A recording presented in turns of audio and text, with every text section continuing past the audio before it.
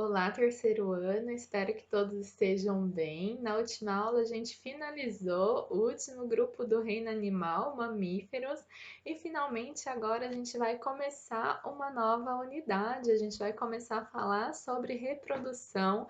Afinal, a reprodução é uma capacidade de todo ser vivo. É uma capacidade para a manutenção da vida. Se não há reprodução, uma espécie se extingue. Então a gente fala que todo ser vivo é capaz de se reproduzir, tá bom? É uma característica de todo ser vivo. Para isso, então, a gente vai começar o capítulo 20.1, Bases citológicas da reprodução, e nessa unidade a gente vai falar bastante sobre reprodução e o desenvolvimento dos seres vivos. Então, abram aí na página 642 para acompanhar esse capítulo. A gente vai falar de algumas coisas que a gente já sabe, retomar alguns conteúdos para conseguir seguir aí nesse capítulo tranquilamente, tá bom? A gente já aprendeu no segundo ano que as informações genéticas são passadas através do DNA. Então a gente fala sobre herança genética e que a variação genética existe sim dentro de uma espécie. E isso acontece por conta das mutações genéticas e que essas mutações podem trazer vantagens ou desvantagens ou serem neutras e que daí elas são selecionadas através da seleção natural. Sendo assim, os mais aptos sobrevivem, se reproduzem e passam essas características adiante. E é por isso, então, que a gente vem conversado e conversou, né, durante todo o estudo do reino animal sobre a evolução. Tá bom? E é através da reprodução, então, que os mais aptos vão sobrevivendo e passando as suas características em diante. Então é por isso que existe variabilidade e reprodução, ok? Existem dois tipos de reprodução. A gente conversou sobre eles quando a gente estudou os seres vivos. A reprodução assexuada e a reprodução sexuada. Então vamos dar só uma relembradinha aí. A reprodução assexuada, ela tem algumas características. Ela produz um grande número de descendentes e ela ocorre em pouco tempo. Mas ela tem pouquíssima variabilidade genética. Por quê? Porque ela ocorre na ausência de fecundação. Vai ser um indivíduo que vai gerar descendentes iguais a si, ok? Vai ser, os seus descendentes vão ser cópias de si mesmo. Então ela vai ocorrer bem mais rápida, vai ser pouquíssima complexidade, ela vai ter um grande número de descendentes, mas tem uma grande desvantagem, os seus descendentes são geneticamente idênticos a si mesmo, tá? Existe fonte de variabilidade genética? Sim, uma fonte muito rara que são as mutações, tá? A gente fala que ela ocorre com pouca variabilidade genética ou que a variabilidade genética é ausente. Quem são exemplos de seres que a gente já estudou que fazem esse tipo de reprodução? São seres unicelulares que fazem bipartição, uma célula se divide em duas, então mitose. São poríferos, que podem fazer o brotamento, plateumintos, que podem se dividir e fazer regeneração, algumas plantas que fazem propagação vegetativa, aquela história de tirar uma muda da planta, tá bom? Então, o tipo de divisão celular é por mitose, tá? Copia seu material genético e pronto. Agora a gente tem a reprodução sexuada. Ela é muito mais complexa, mas é vantajosa, tá? Por ser complexa, o número de descendentes vai ser menor quando comparado com a reprodução assexuada. Demora muito mais tempo. Mas qual que é a vantagem? A variabilidade genética, tá? Por quê? Porque se há variabilidade genética, se ocorrer alguma coisa no ambiente, alguma variação, se há variabilidade genética, há chances de que alguém daquela espécie, que algum ser daquela espécie sobreviva, não são todos iguais. Então, alguém pode ter alguma vantagem, alguém pode se adaptar àquela nova condição, ter alguma vantagem e sobreviver. A gente tem que pensar na manutenção da vida, na manutenção daquela espécie. Então, a reprodução assexuada, por mais que seja complexa, por mais que gaste tempo, por mais que tenha um grande gasto de energia, sim, ela é vantajosa, ok? Como que eu identifico se está ocorrendo reprodução sexuada? Tem que ver se tem dois eventos, produção de gametas e se esses gametas estão se encontrando, que é o evento que a gente chama de fecundação, tá bom? Quando tem fecundação, a gente sabe que formou o zigoto, e o zigoto é uma combinação única de material genético, né? Os alelos se combinaram ao acaso para formar os gametas, e os gametas também se combinaram ao acaso.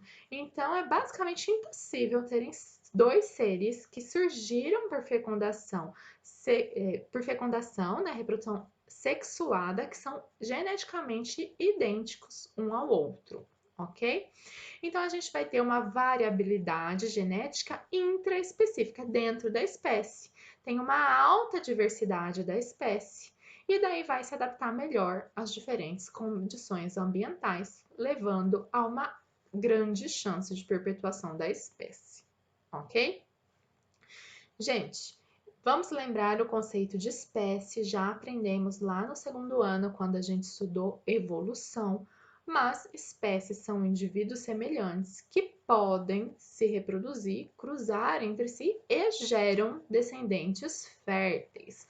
Vamos lembrar a história dos cães, aqui na página 644, lembram? Os cães são todos da mesma espécie, são indivíduos semelhantes, cruzam entre si e geram descendentes férteis, ok? Então, lembra sempre desses três quesitos. Indivíduos semelhantes, cruzam entre si e geram descendentes férteis. Isso é que é espécie. E a gente lembra, então, do conceito. Fecundação, união do gameta feminino masculino. Gameta, a gameta tem metade da informação genética, né? Uma cópia de cada cromossomo. Sempre que a gente falar do embrião, o embrião a gente está falando do estágio inicial do desenvolvimento, tá? Ele vai sempre depender das reservas nutritivas que foram providas pelo progenitor, seja através do ovo, seja através da semente ou da placenta, não nos importa da onde está vindo essa reserva, mas é o progenitor que está dando o nutriente para que o embrião se desenvolva, ok? O gameta feminino geralmente é maior do que o gameta masculino, ele geralmente não tem nenhuma estrutura locomotora e é ele que vai carregar o nutriente para que esse embrião se desenvolva. Já o gameta masculino, ele geralmente é menor, bem pequeno, né? E ele é móvel, geralmente ele tem um flagelo móvel, ok? A gente agora vai falar sobre ciclos de vida. Existem, então, três tipos de ciclo de vida. O primeiro que a gente vai falar se chama Aplobionte diplonte. Por que ele recebe esse nome? Aplobionte significa, aplo significa não composto. Daí, em português, a gente fala único, simples.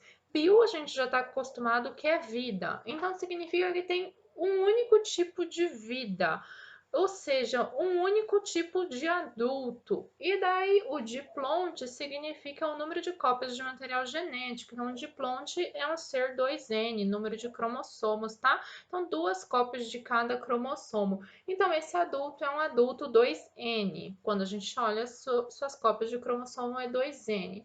Então, ele é 2N e o único representante que tem metade dos materiais genéticos é o gameta. Gente, somos nós. Tá bom? Então, nós temos, né, os adultos 2N, daí vai sofrer uma meiose no gameta para formar o gameta, meiose gamética, N.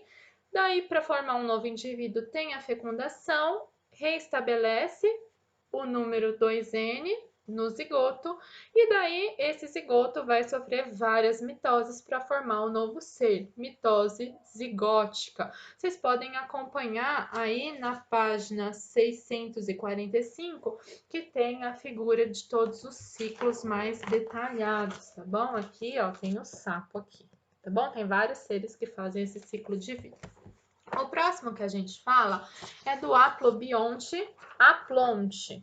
Então, aplo, um único também tipo de vida. Então, O adulto só tem o adulto com um tipo. Qual que é o tipo, então, dos cromossomos? Aplonte.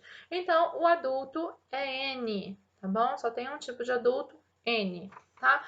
Então, a gente tem o adulto que é N, o gameta dele é N, não tem como ter metade de N, né? Então, o adulto é N, gameta N.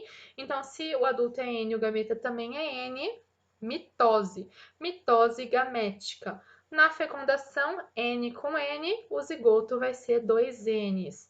E daí ocorre meiose do zigoto. Logo após formar o zigoto, ocorre uma meiose, forma um esporo N, e daí esse esporo se desenvolve no adulto N. Então, se é N com N, o esporo vai se desenvolver por mitose, tá bom? Então, aqui no livro tem também um exemplo desse tipo de ciclo de vida aqui, representando as algas, ok? E daí depois o último é o ciclo de vida diplobionte. Diplo 2, duplo. Então, duas vidas, dois seres adultos. Então, dois N's e o outro adulto N. É o que a gente aprendeu da alternância de gerações. A gente já aprendeu plantas nas alternâncias de geração, já aprendemos quinidários com alternância de gerações, nós já aprendemos diversos grupos com alternância de gerações, tá bom? Então, a gente tem o adulto 2N e o adulto N. Ora reprodução sexuada, ora reprodução assexuada, para ter, então, essa variação. E aqui o livro nos relembra a reprodução das pteridófitas, aqui embaixo, samambaias, tá bom? Então, ora aqui, ó, adulto gametófito N, ora aqui, adulto esporófito 2N, tá bom? Então, aqui é só pra gente relembrar e dar os nomes desses ciclos de vida. A gente também tem que lembrar que, falando de reprodução animal, a gente fala que o processo de formação dos gametas se chama gametogênese e a gente vai estudar com detalhes esse processo no próximo capítulo, tá bom? A gente tem as características sexuais primárias, que são as gônadas em si, aonde são formados esses gametas, que são os órgãos do sistema genital, mas os seres vivos podem ter características sexuais secundárias, que a gente chama de dimorfismo sexual, que são as diferenças entre os machos e as fêmeas. Pode ser cor das penas, presença de pelos, presença de chifre, timbre da voz, entre outras características. A produção dos gametas, nós já classificamos os indivíduos em dioicos, ou as espécies, né, em dioicas ou monóicas. As dioicas é quando a gente tem em um indivíduo apenas um sexo e ele vai ter então gerar apenas um tipo de gameta, e daí então nessa espécie a gente tem fecundação cruzada, e a gente tem espécies monóicas. Quando a espécie é monóica, significa que esse indivíduo é capaz de produzir os dois tipos de gameta, tanto o gameta masculino quanto o gameta feminino, no mesmo indivíduo. Então, esse indivíduo também pode ser chamado de bissexuado. Nesse caso, pode até ocorrer a autofecundação. Não é sempre, né?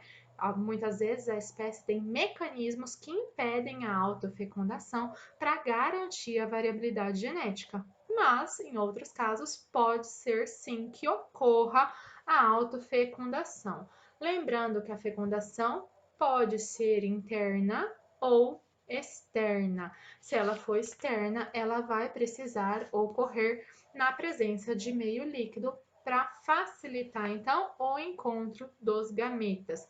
E existem algumas estratégias especiais de reprodução. Essas estratégias especiais de reprodução você encontra aqui na página 648. O livro traz para a gente 4 estratégias especiais de reprodução. São casos mais raros, mas que existem, tá bom? O primeiro é a parternogênese, que é o desenvolvimento de óvulos não fecundados. O óvulo não foi fecundado por um espermatozoide e mesmo assim ele se desenvolve num novo indivíduo. Isso pode ser encontrado em abelhas, tá bom? Óvulos de abelhas podem se desenvolver em novos indivíduos. No caso, o macho é sempre vindo de um óvulo não fecundado. Também pode ser encontrado em dragão de Komodo, tá bom? A poliembrionia, que é a divisão do zigoto, originando mais de um embrião, esse é mais comum, né? A gente observa em gêmeos. A pedogênese, que é a reprodução assexuada em indivíduos de estágio larval, então é um estágio larval e ele já se reproduz assexuadamente, né? Não é um estágio adulto. E a neotenia, que é uma maturidade genital, e daí ocorre a reprodução sexual em indivíduos que ainda estão com características larvais, isso ocorre em salamandra. Então, é mais para conhecimento, é para a gente conhecer essas características reprodutivas especiais que a gente não viu antes quando a gente estudou cada um desses grupos, tá bom? Gente, por hoje é só, até a próxima aula.